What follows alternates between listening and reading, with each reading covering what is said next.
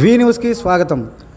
ప్రపంచ ప్రఖ్యాతిగాంచిన ఆర్థిక శాస్త్రవేత్త, భారతదేశ ఆర్థిక సంస్కరణల పితామహుడు, భారతదేశ గొప్ప ప్రధానమంత్రి శ్రీ మన్మోహన్ సింగ్ గారికి నేడు వినుకొండ పట్టణంలో కొత్తపేట సిద్ధార్థ నగర్లో ఉన్న కాంగ్రెస్ పార్టీ కార్యాలయం నందు నివాళులు అర్పించిన పల్నాడు జిల్లా డీసీసీ అధ్యక్షుడు అలెగ్జాండర్ సుధాకర్ మరియు వినుకొండ నియోజకవర్గ కాంగ్రెస్ పార్టీ ఇన్ఛార్జి బోయపాటి రామాంజనేయులు అనంతరం మీడియా సమావేశంలో మాట్లాడుతూ మాజీ ప్రధాని, కాంగ్రెస్ పార్టీ సీనియర్ నేత డాక్టర్ మన్మోహన్ సింగ్ గారి మరణం అత్యంత బాధాకరం. ఆర్థిక సంస్కరణలకు ఆద్యుడు, అవిశ్రాంత యోధుడు, మహోన్నత నాయకుడు, భారతదేశ ఆర్థిక శిల్పి మన సింగ్జీ ఆయన మరణం దేశానికి తీరని లోటని వ్యక్తం చేశారు. ఈరోజు కాంగ్రెస్ పార్టీ పల్నాడు జిల్లా సంబంధించి అభివృద్ధి గురించి సమీక్ష జరిపే ఉద్దేశంతో ఇక్కడికి రావటం జరిగింది. అలాగే అందులో భాగంగా మన భారతదేశ మాజీ ప్రధాని శ్రీ మన్మోహన్ సింగ్ గారి సంస్కరణ సభ కూడా ఈ సందర్భంగా జరుపుకునే ఉద్దేశంతో ఇక్కడ రావటం జరిగింది. అయితే ఈ మన్మోహన్ సింగ్ గారు మనకి దొరికిన ఆణిముత్యం. ఎందుకంటే భారతదేశంలో మొదటి నుంచి కూడా నెహ్రూ గారి దగ్గర నుంచి కూడా మిశ్రమ ఆర్థిక వ్యవస్థని బలోపేతం చేసుకుంటూ వచ్చారు. అటు ప్రైవేటు రంగాన్ని అలాగే పబ్లిక్ రంగాన్ని రెండింటిని కూడా బ్యాలెన్స్గా మొదటి నుంచి కూడా కాంగ్రెస్ పార్టీ అట్లా చేసుకుంటూ వచ్చింది. అయితే తర్వాత కాలంలో బీజేపీ అలాగే కొన్ని ప్రభుత్వాలు కూడా రావడం జరిగింది. దానివల్ల ఈ ఆర్థిక సంక్షోభం అనేది భారతదేశంలో ఏర్పడటం జరిగింది.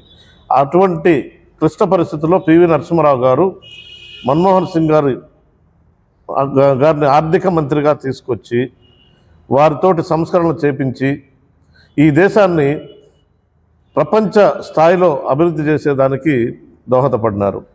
అయితే శ్రీమతి సోనియా గాంధీ గారు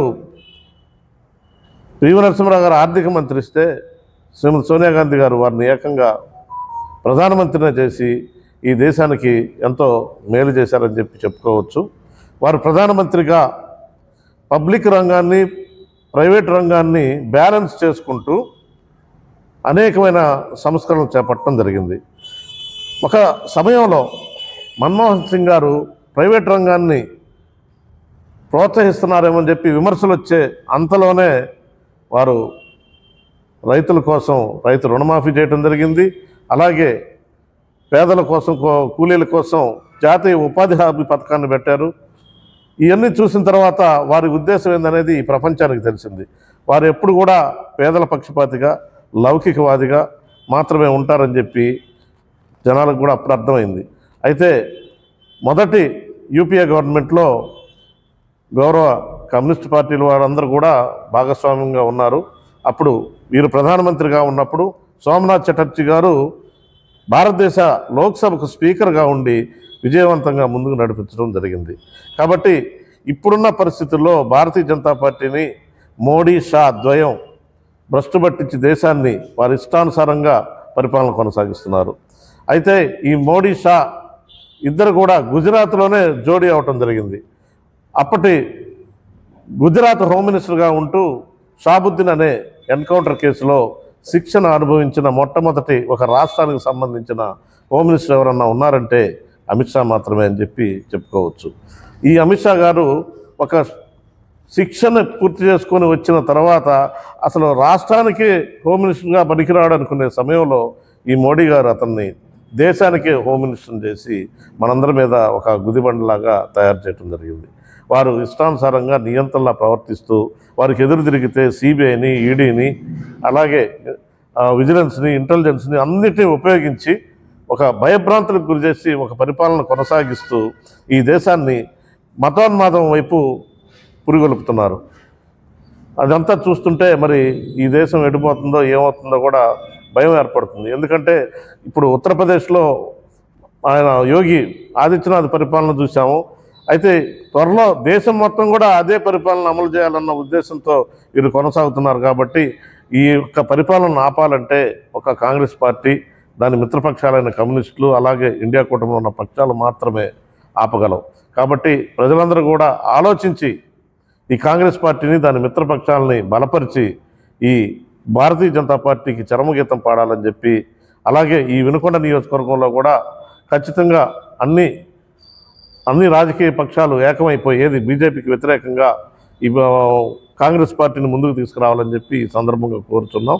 అలాగే చంద్రబాబు నాయుడు గారు, పవన్ కళ్యాణ్ గారు, అలాగే బీజేపీ వారి పరిపాలన చూస్తే వారు కూడా అదే పాత పద్ధతుల్లోనే పోతున్నారు. అంతకుముందు మనం ఎవరినైతే వ్యతిరేకించామో జగన్మోహన్ రెడ్డి గారిని, అదే పద్ధతిలో పోతూ వారు కూడా కక్ష సాధింపుల చర్యలు దిగుతూ కేసులు పెట్టిస్తూ భయభ్రాంతులకు గురి చేస్తూ పరిపాలన కొనసాగిస్తున్నారు. కాబట్టి ఒక మంచి పరిపాలన కోసం ఈ భారతీయ జనతా పార్టీ మిత్రపక్షాలైన చంద్రబాబు నాయుడు గారు, అలాగే పవన్ కళ్యాణ్, అలాగే జగన్మోహన్ రెడ్డి గారు ఈ మూడింటిని కూడా కాకుండా ఒక కొత్త కూటమితో మనం ముందుకొచ్చి ఖచ్చితంగా ఈ రాష్ట్రాన్ని శర్మారెడ్డి గారి నాయకత్వంలో పరిపాలన చేయాలని చెప్పి, అలాగే దేశాన్ని కూడా రాహుల్ గాంధీ గారి నాయకత్వంలో పరిపాలన చేయాలని చెప్పి ఈ సందర్భంగా కోరుచు, దీనికంతా కూడా అందరూ కార్యకర్తలు సహకరించి వినుకొండ నియోజకవర్గంలో పార్టీని అభివృద్ధి చేసి తద్వారా రాష్ట్ర అభివృద్ధికి మొత్తం దోహదపడాలని చెప్పి ఈ సందర్భంగా కోరుచు